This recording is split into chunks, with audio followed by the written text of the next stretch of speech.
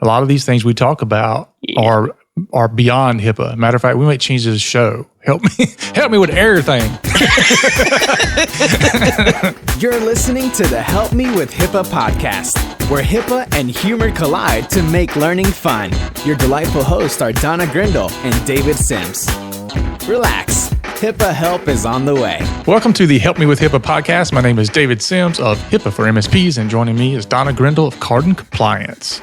Good afternoon, Donna. Good afternoon, David. Oh boy, so here we are, another week. Yeah, another week, another podcast. Has your news feed been blowing up like mine? I just ignore my news feed. I don't think so. Yes, there's so much news. I just don't even know what to do with myself. Yeah, the funny thing is, you and I both are probably on a lot of the similar and same news lists, but we still send each other the links back and forth. Oh, I know. It's like, look at this. Oh yeah, I saw that. Check this out.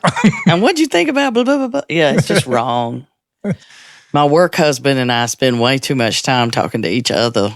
You're the only people to understand. I know. You get me.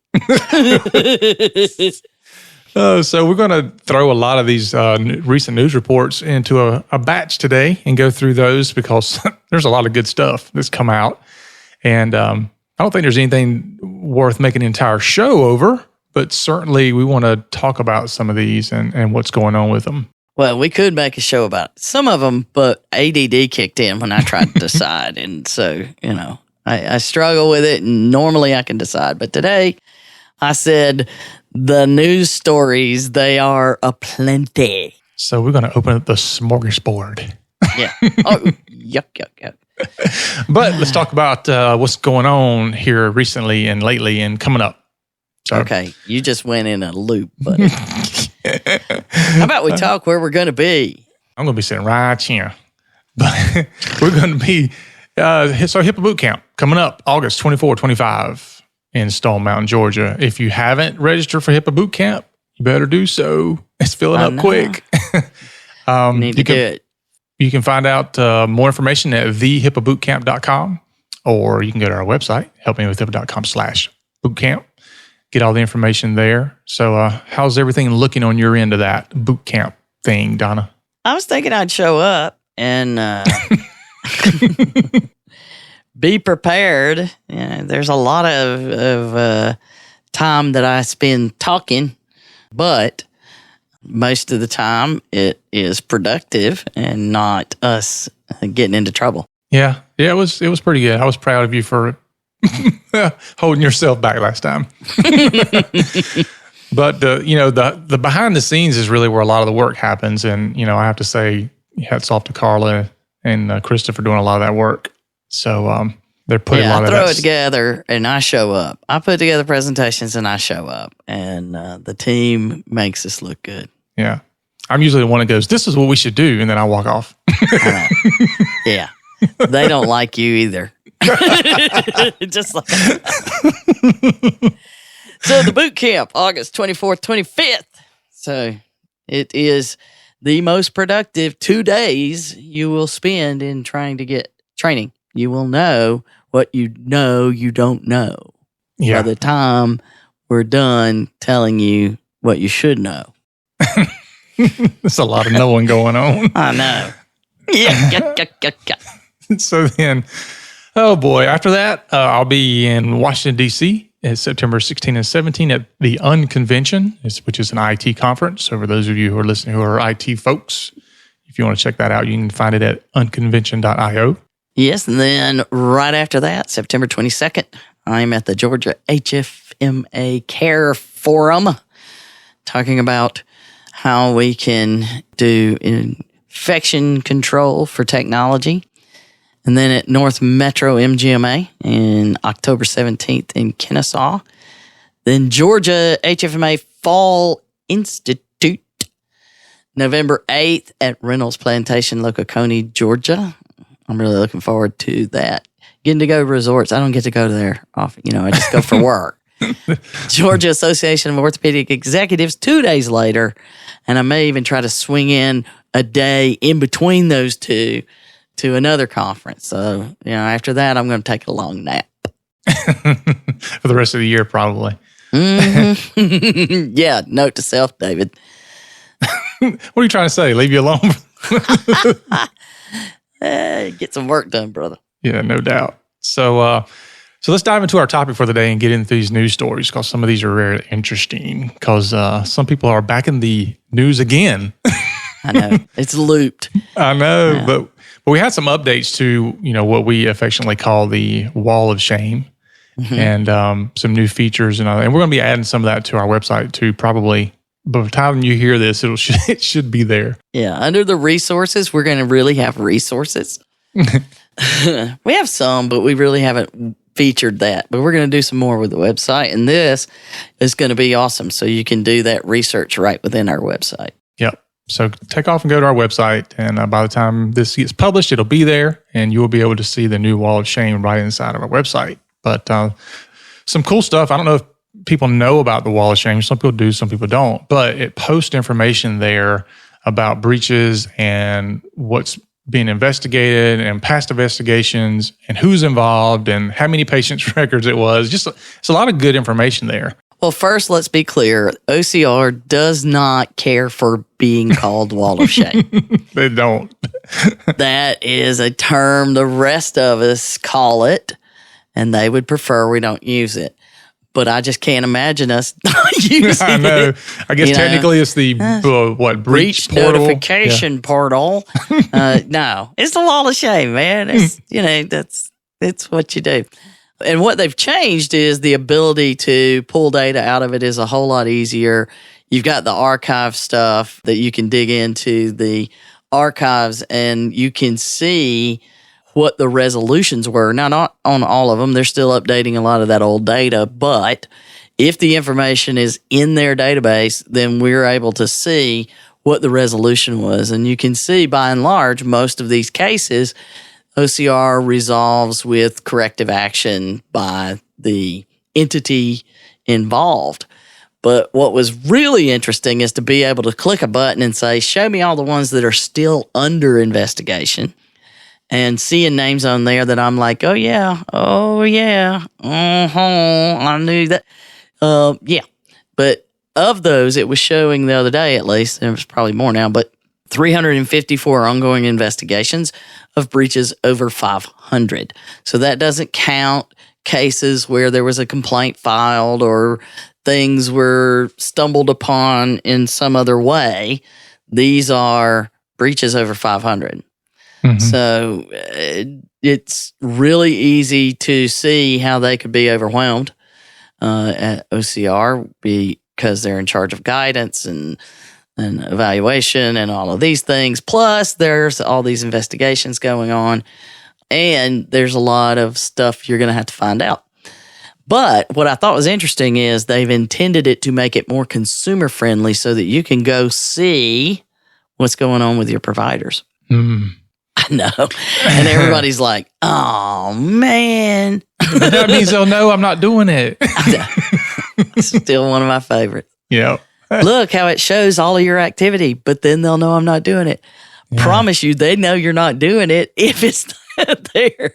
Yeah, so it's going to be kind of hard for providers and business associates to hide what's going on, even though there should be over 500, there should be some media coverage for it anyway. But yeah, the thing I like about it is, often I hear, well, I'm too small, they're not going to come after me. I mean, they kind of base all these comments on their just getting audited at random, which, you and I both know is probably better chance of getting struck by lightning than just a random audit.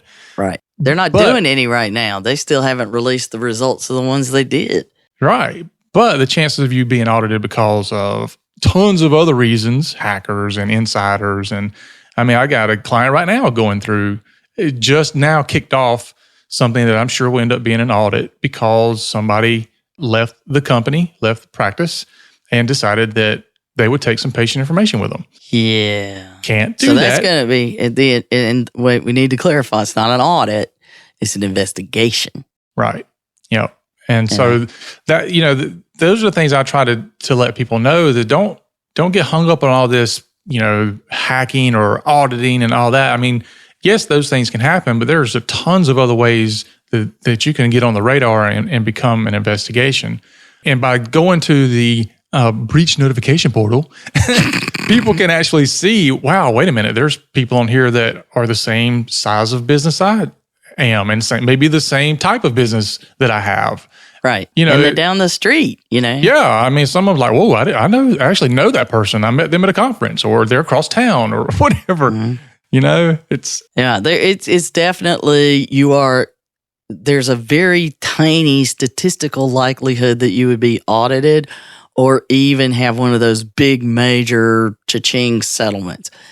There is a high statistical likelihood that you will experience some sort of breach, whether it be an external attack or an insider issue, one of those kinds of things that could result in an investigation.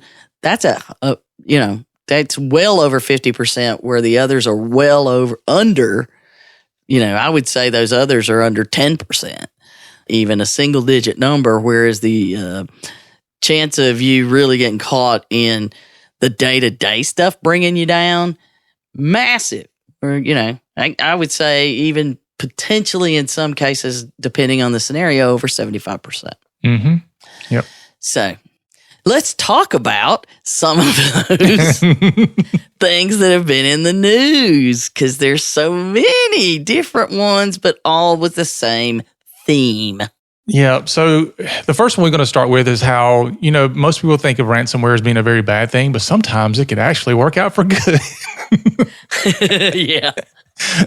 We actually have 2 cases that came up where a ransomware investigation actually found that there were hackers in the system before ransomware came about. So had it not been for the ransomware, they wouldn't have found the hackers. So we have 2 cases. Both of them were hit with ransomware in May. So it makes you wonder if it was, I don't think it was the WannaCry, but it could have been. They were both hit with ransomware in May, and that they did the forensics investigation that you're supposed to do. They didn't just wipe and reload. Good job.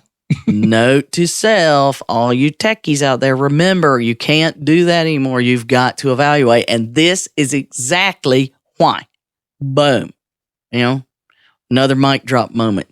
But so there's 2 different ones. There's Women's Health Group of Pennsylvania, and they notified 300,000 patients. It was a great day to be them, and reference that $380 per record average cost in healthcare. Let's say that it's half that. That's still not a number I want to deal with. But anyway, they got it hit. They did the forensics, and when they did the forensics, good news, ransomware, no exfiltration. However, they realized they had been hacked and that hackers were in the system since January of this year. So January to May, stuff going on. They hadn't noticed it. The ransomware prompts the investigation, and that forensics finds the other problem. So the notification isn't about the ransomware. The notification is about the hack that the ransomware helped them find. Yep. So this is exactly why you have to do these things. And then of course, now we got another one right in my backyard.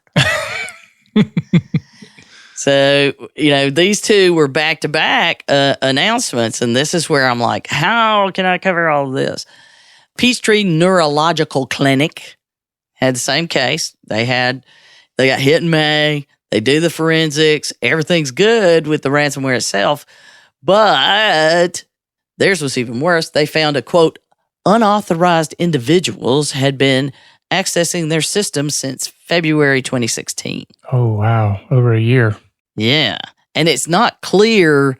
It just says unauthorized individuals, and it didn't say hacker. It said unauthorized individuals, and it's not clear whether, so theirs, you can tell there might be more to that story. Maybe an ex-employee or something. Yeah, I don't know. I don't know what it is, but there's more to that story. I can't wait to hear it. Because obviously that's a cautionary tale right there. It's a tale of somebody. It's somebody's tale on fire. But the fact that in both of those cases, had they not been hit by the ransomware and done what they were supposed to do, how long could those have been going on? For a lot longer. Yeah, a lot longer. So in those scenarios where everybody's like, I don't understand why we have to have these forensics guys like our friend David Benton, who was on the podcast with us. Shout out to the guys at Altep, or they've now joined another company, and I don't know the new name. But Philip and David were both in the original HIPAA boot camp back in May, and we just really got a lot from being hanging out with those guys. We really like them, and that's great. That's fine and dandy, but there's a reason they get out there and look around, and the horror stories they have to share. You know, you're like, please. And the fact that they have to say over and over, save your logs, save this, check your third parties, all of these kind of things, because they keep seeing it over and over. Those forensics guys, you need them after ransomware, if nothing else, to make sure nothing else is going on. Mm-hmm.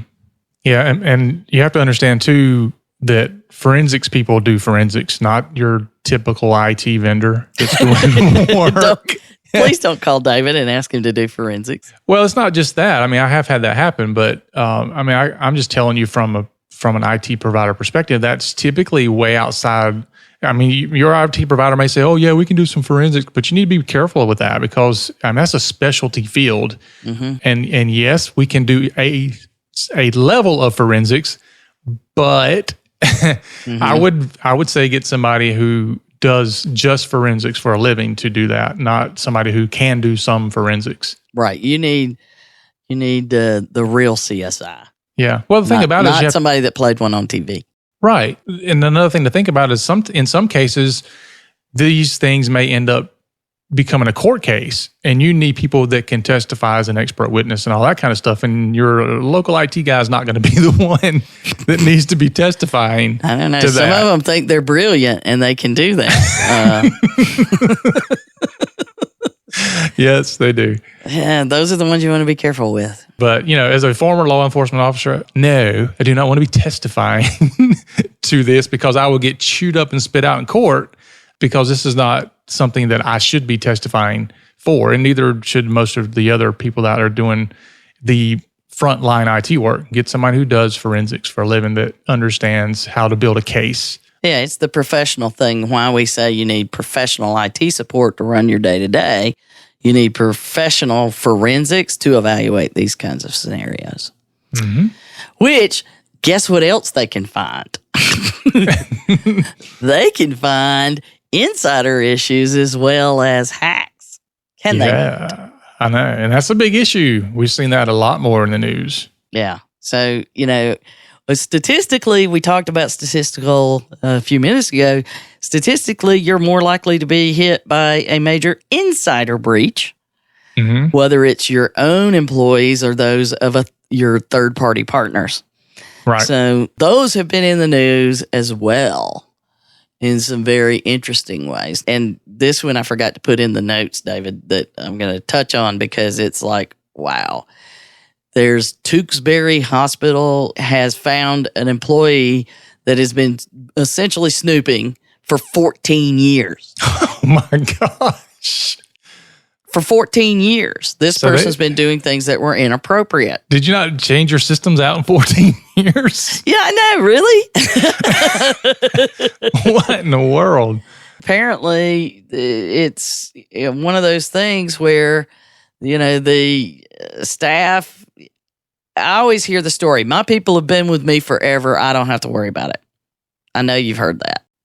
Yeah, I have. This is exactly, okay, there you go. There's another mic drop on that argument. 14 years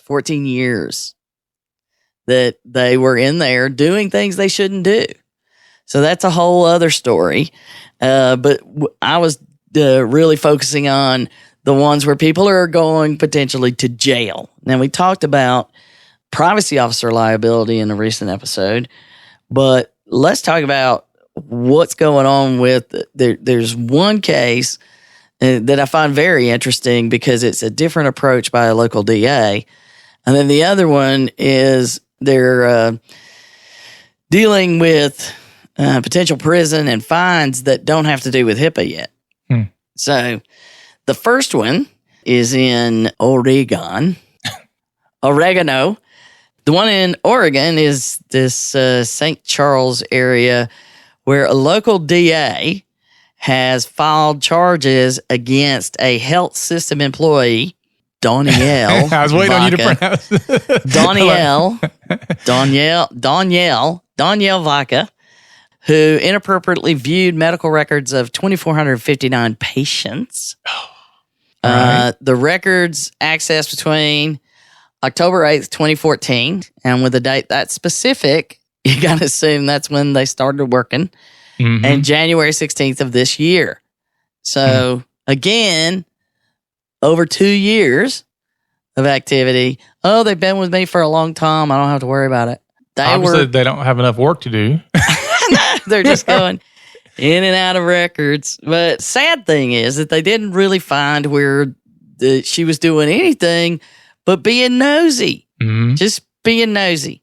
And if in their investigation, they determined she was mostly just being nosy, and they made it clear, the DA made it clear that had it not been that, if they had found any other things, there would be felony charges. But these are not felony charges, but they are criminal charges with a maximum penalty of 2 years in jail.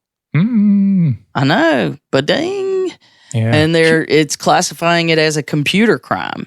So curiosity may not kill the cat, but it sure put it in jail. That's right. Chunk, lock that though. So, people, I'm not hurting anybody. I'm just looking. Well, yeah, if you're looking around that much for over 2 years or 14, there's something more going on there. So, it's like you can't control your need to know about others, whatever that is. You're still not supposed to do it. You're not supposed to do it. And you're using the computer to go look at things that you shouldn't do. And so, like this district attorney seems to be doing. Now, again, I'm not a lawyer and I don't know the legal aspects of this case, but it seems that by charging them with a computer crime for snooping is essentially what it is. That it's going around the fact that HIPAA doesn't have anything in it. It's not even talking about HIPAA. Right. It's almost like one of those state crimes, like a lot of them are doing nowadays. So, listeners, if you don't know, the states are getting involved with privacy and security, and they're making separate laws in addition to HIPAA that can turn around and smack you. Right. Yeah. So, without doing the legal details behind this case, which I wasn't up for. But if it gets more interesting, I'll have to. I won't be able to control myself because I'm too curious. Yep. I'm allowed to read about that stuff. So on that same track, we've got Western Virginia University Medical Center.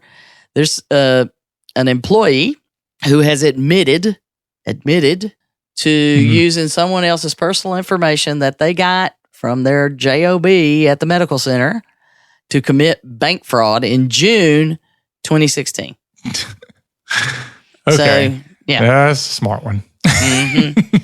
So, she's Angela Roberts, 41-year-old Angela Roberts. So, don't know how long she worked there, but this happened back in June 2016. It's coming out, now. But the breach was announced and all that other stuff. But the bottom line is, they're using the bank fraud charge to say it's not, there's that criminal part, and HIPAA could still be used because there was clearly malicious intent in the access.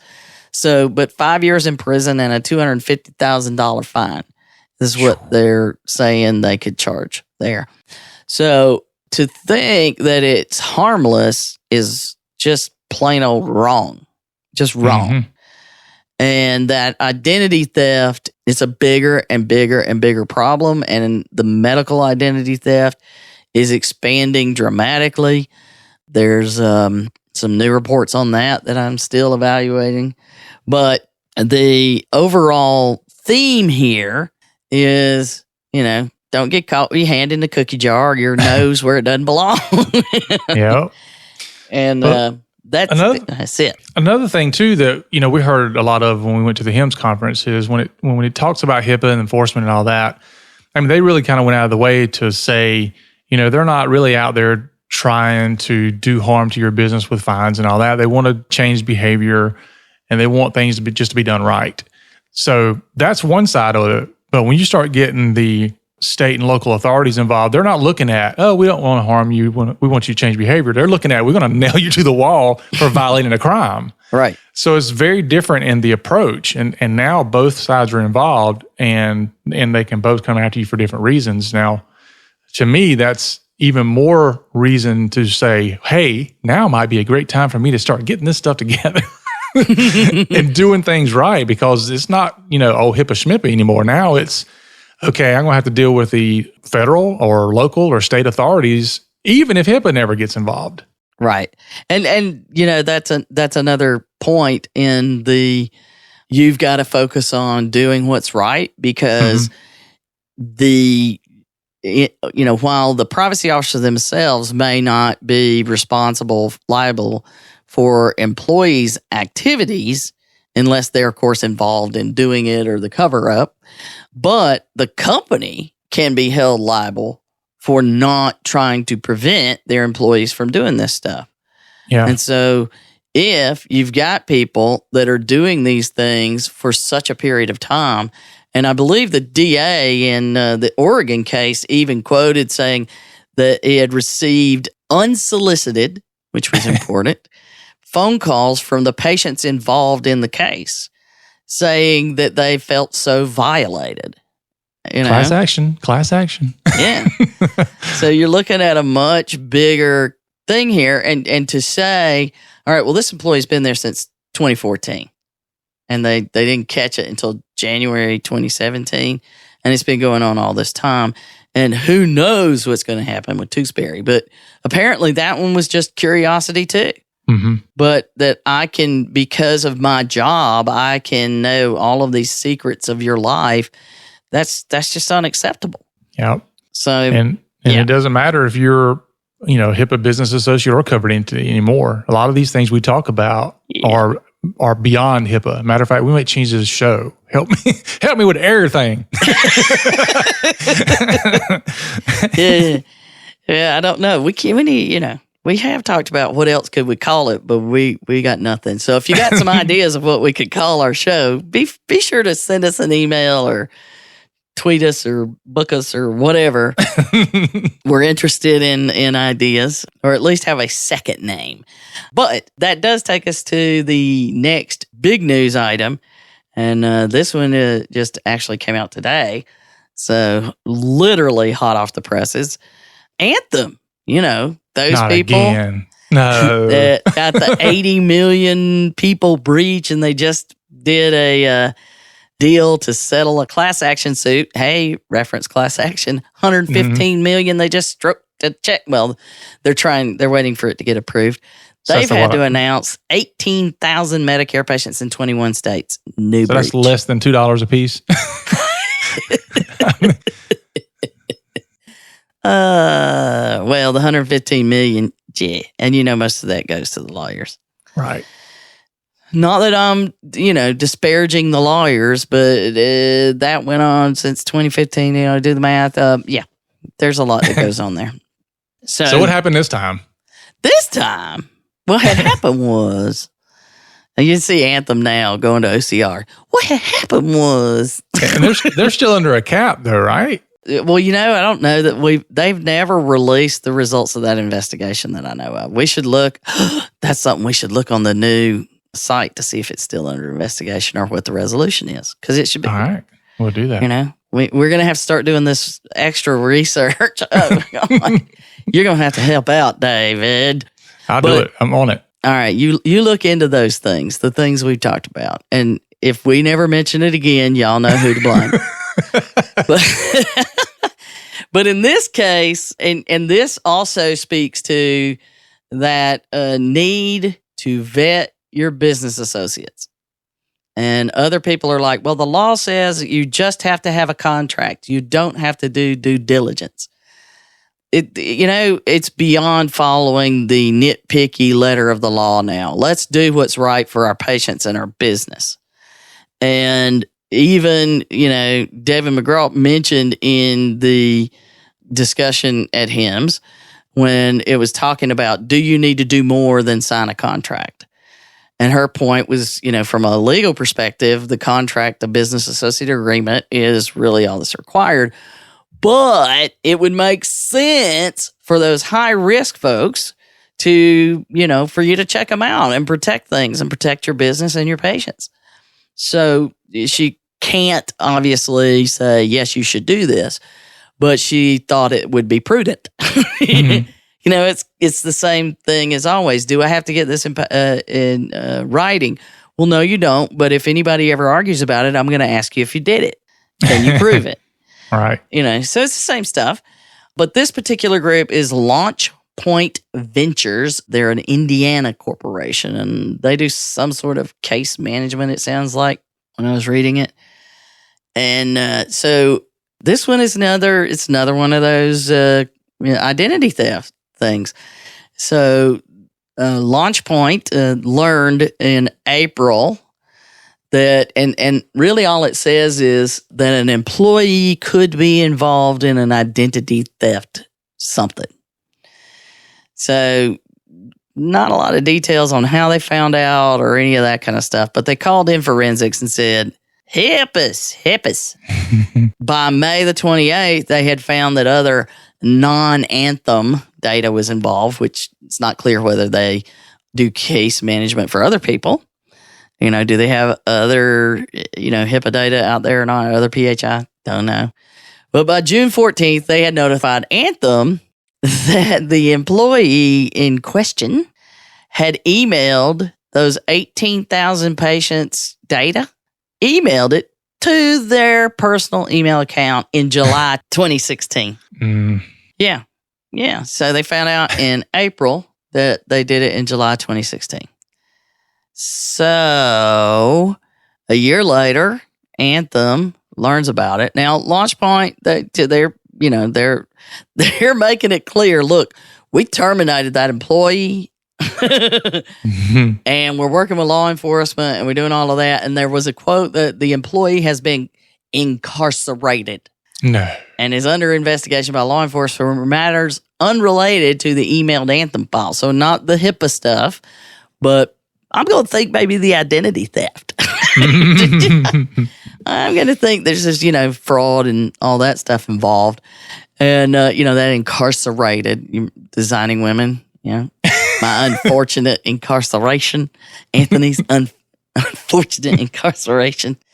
Rest in peace. But the overall case is clearly about identity theft and utilizing this access to information that you have to do your job. I mean, whether it's medical identity theft or personal identity theft, it's a wealth of information. It's wide and it's deep. Mm-hmm. So it's not like all you're doing is protecting a little creek. Let's keep this tiny little creek trickle moving. No, it's a Great Lake is what the healthcare data is like compared to a creek, that what a lot of other companies may consider things. So that lack of understanding of the wealth of knowledge, and then you get into, they say that they're enforcing existing policies and protocols. They're reinforcing and evaluating additional safeguards to prevent similar incidents from occurring in the future. Okay, well, what is it that we talk about all the time? That need to audit and evaluate and look at the stuff. And yeah, there's this expensive data loss prevention stuff. I mean, yeah, it's expensive to smaller companies, and by and large, we're talking the smaller companies. And even some larger ones are like, whoa, I don't know about implementing that. But that's watching for those emails and trying to detect when data is leaking out of the organization. But that's not easy to maintain or cheap to put in place. Mm-hmm. So you've got to do more about those things. And of course, it depends on your systems. And who knows what kind of system that LaunchPoint Ventures works with.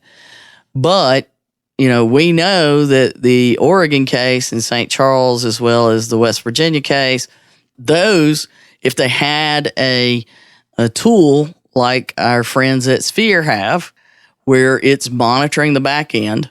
And one of the points about the expense of the data loss prevention was you have to review all the alerts and you get alert fatigue. And that's the beauty of what Sphere does is it's behavioral analytics. So it's not this, okay, alert me whenever this happens and then I have to figure out whether or not I care. It starts to learn what you care about. It cares what you care about. But it can take information, as long as the system can generate a standard log of access, it can evaluate it and learn what you should be doing and what you shouldn't. And so by and large, most of these cases, the Tewksbury case, at least the other three, I don't know about LaunchPoint, granted, but if there's an EHR involved, it should have detected it if they had those things, because it would notice the downloads and all those kind of things if the systems are logging things appropriately. They can't control the data they get. Garbage in, garbage out is the programmers say. Yeah. Mm-hmm. So I did look at the Wall of Shame for Anthem.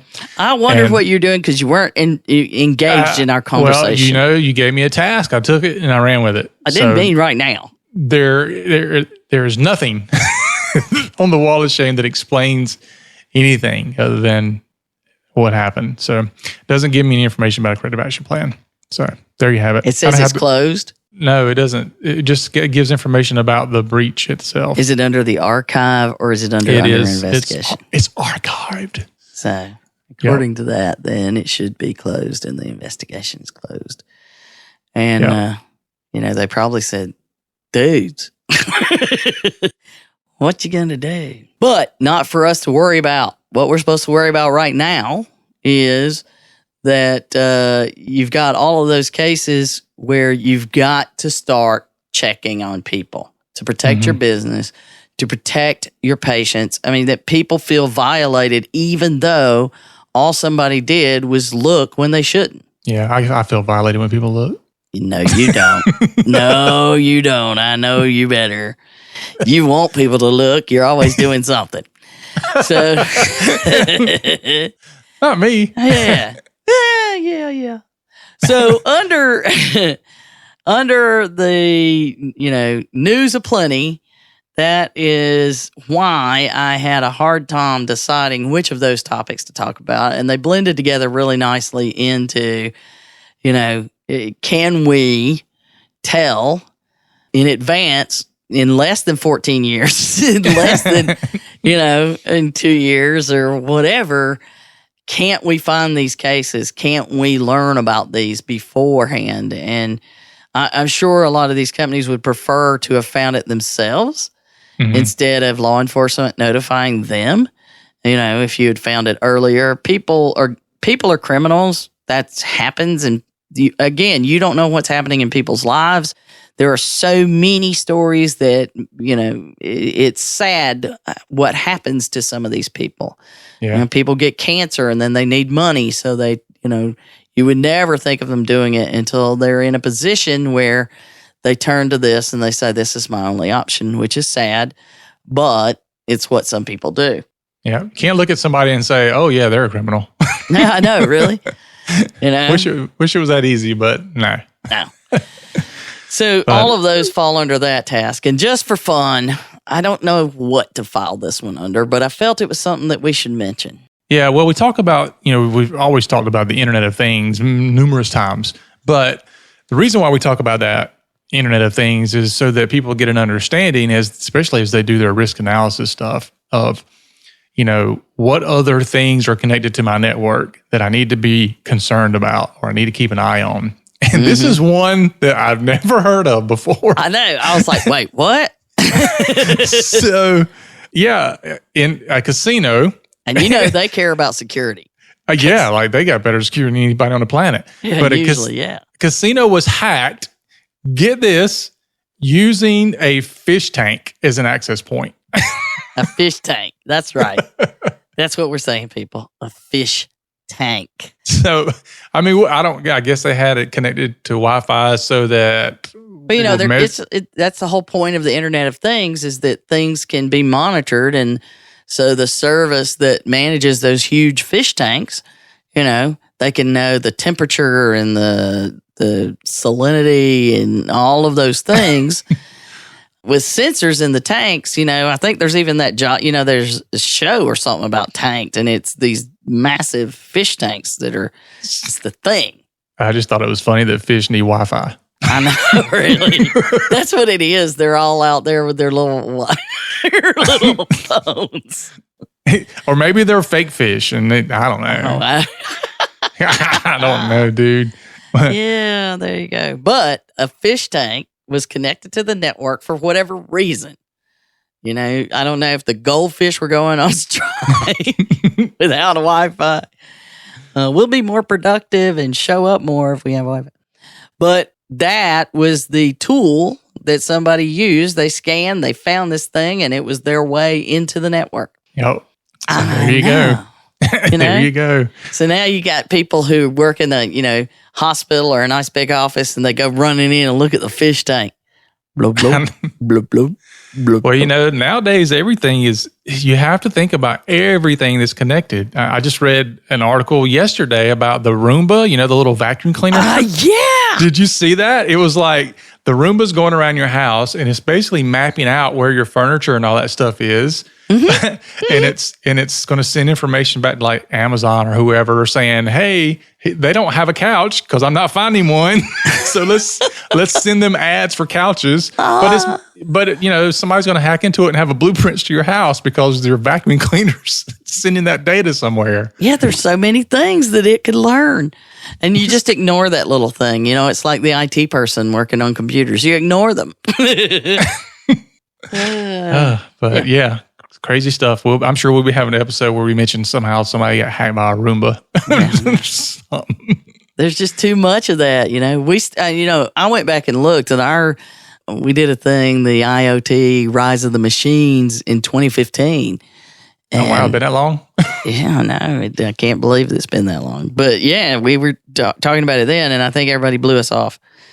But that episode, the things we were talking about now, then. Here's evidence of what we were saying. Hey, your refrigerator's going to be hacked and your toaster, So, and those things are things in offices. So it's important.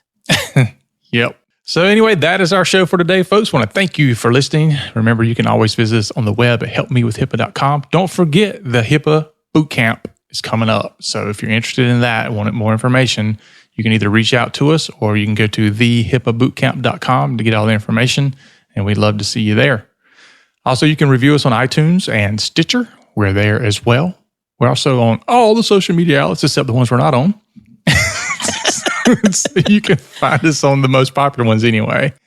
So remember, for Donna and myself, that HIPAA is not about compliance. It's about patient care. You've been listening to the Help Me with HIPAA podcast, hosted by Donna Grindle and David Sims. The show created to help you with HIPAA.